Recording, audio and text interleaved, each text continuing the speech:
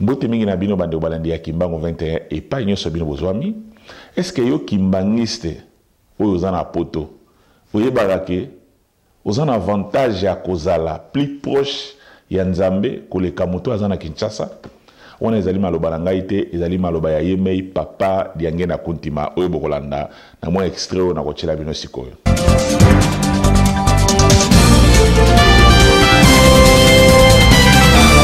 This is Kimbangu 21. Papa diange na kuntima na bambule leki tanga komaka na poto asolaka na bana ya choral dirigeant soki na bosanité apesaka bango secret moko. Na masolo na ye papa diange alakisaki bango ke yo kimbangise oyo zalaka na poto.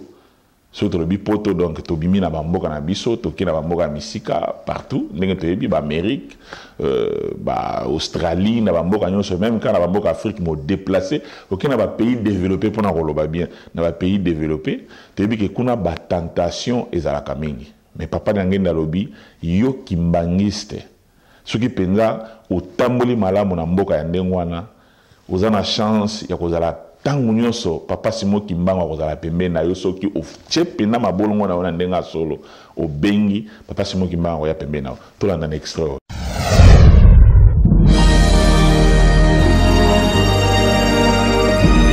La vérité, écoutez Kalabele, la vérité.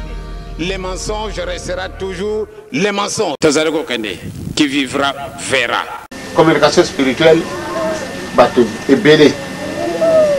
Zambé a condition pour bien bateau na tout pas bateau na le bac à Bruxelles. Soko mutu azala wana kati na France.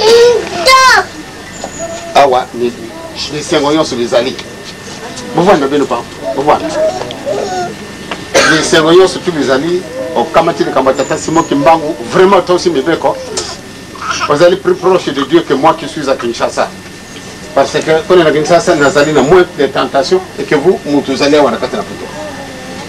Ce que vous allez faire, on a par exemple na Mayobe, ou bien na Bandundu, ou bien n'importe où, vous allez faire Kimbangis. Et il y a ça, on est admiré, et c'est qu'il y a voix de pierre, il y a des Kasi, n'a pas admiré, mais vous allez faire Kinshasa, comme Kimbangis, c'est convaincu, parce que l'andaka. Na kanisi approche na ina tata nzambe zali tellement certain pambate ye azali na kubunda oka na wana okay kukuta makambo baza kusala kawana oyo elingi yote elingi de ngoma na yote elingi nzambe te banata wana au bandi kudite baza koleka o kakona makambo za koleka kuna maza kusala makuna batondenge baza kuluba et tambo susu soko zani na resistance pesa na kata kutima na yote oko kokota kuna obebisi lokana yo kasi motoyo soka lubi ngana boy à côté de moi tata Simon Kimbangu vraiment il a beaucoup de mérite particulièrement vous autres qui êtes ici en Europe bino bato zaliawa soko zali vraiment un vrai kimbangiste vous vous conduisez convenablement soko fukami kaka osenge nzambe papa zali côté na biso. This is Kimbangu 21. Bandeko nanga na kanisi touti kolanda message oyo papa diange na kuntima apesaki na ba jeune na tangwana tozona biso matango molaite ezalaki kaka moi rappel pona ko rappeler na bandeko et pas yo zali na tango ya kolekisaka tango pamba koswana kofingana o kuna za na 3 o kuna za na 26 to salela mission na biso oyo toyaki na mokili pamba te ndenge Yemei papa diange na lobaki na extrait oyo bokolanda sikoyo ya lobaki toyaka na mokili mutu na oyo Nzambe apesaka ye ba misusu bazwaki talanta mitano ba misusu bazwaki talanta misatu mususu bazwaki moko. This is Kimbangu 21.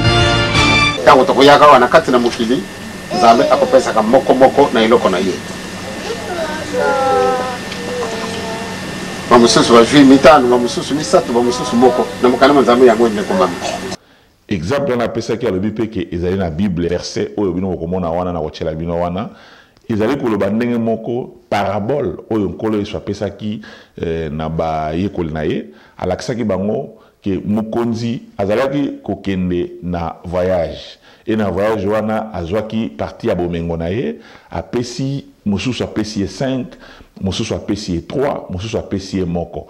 Mais oyo azwaki 5 ake kosalela yango a multiplier yango etango mokonzi ayaki mokonzi asepelaki na ye. Oyo azwaki 3 asali pe lolenge moko na oyo asalaki azwaki 5 asalaki, donc ba multiplier yango mokonzi asepelaki na bango akotisaki bango na ndako na ye pe basepelaki. Mais oyo azwaki moko eloko nasalaki azwi yango ake kokunda abombi yango alobi ke mokonzi pamba te nazalaki na bobangi po oyo ozali moto ya kanda, alobi makambo nyonso olobaki wana. Mokonzi wana asiliki pe alobi ke ozali mosali mabe, babotoli ye meme moko oyo azalaki nango babakiseli oyo azwaki 10. Lelo biso ba jeune Kimbangi c'est partout tozali eloko tozosala toboyi kosala mais tozali kotala na kaka biso na biso, tozali koswana entre biso ndenge toyaka na mokili mutu na mutu nzambe apesaka ye oyo ya ye.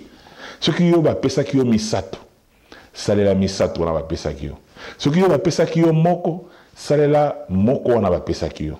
Mais tozali kolekisa ta na biso mpona kotala papa Kingandi asali boye, mwana ba papa bana ba papa mutu bazosala lingomba po esala boye, ba oyo boye basali boye, papa Simon Kimbangu kiangani mutu nde fo sala boye avant yo banda kosala.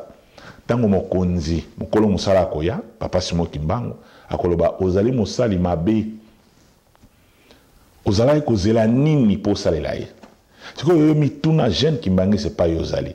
Est-ce que yaka na mokili ka boye kaka donc visiteur, ozana mission moko te oyaki na mokili. Donc oyaka donc oyaka visiteur, oyaka ko visiter ko sala eloko te. Mais soki oyaki ko sala eloko tuna est-ce que osaleli nzambe na yo nini? To stopper ko tala ba papa bana ba papa ne mutu bazo ko sala boye, ba muso balobi kuna boye oyo joma ki yo boye. Mais yo nano osaleli nzambe na yo nini? Nakanisi bata mama pa nyonso tozali to kanisa muke na likambo. Bino bato ozali awa soko ozali vraiment un vrai Kimbangiste. Vous vous conduisez convenablement.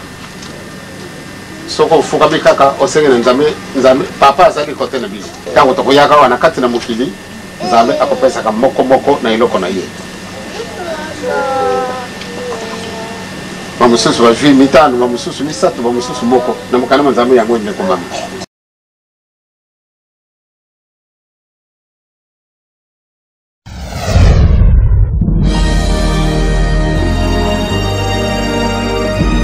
La vérité, écoutez Kalabele, la vérité. Les mensonges restera toujours les mensonges. Tazareko Kende, qui vivra verra. Soko nangale nazari kukufa obe papa kulu obe papa mpuma mbanzi kutuna akazi ye papa chika katika monini tangu alinga wakata mtima lubaki nini kuluko wana te bolingo mibeko misala Bible mubimba wana izali kuna kati donc de kambwana mbobusa na yango te.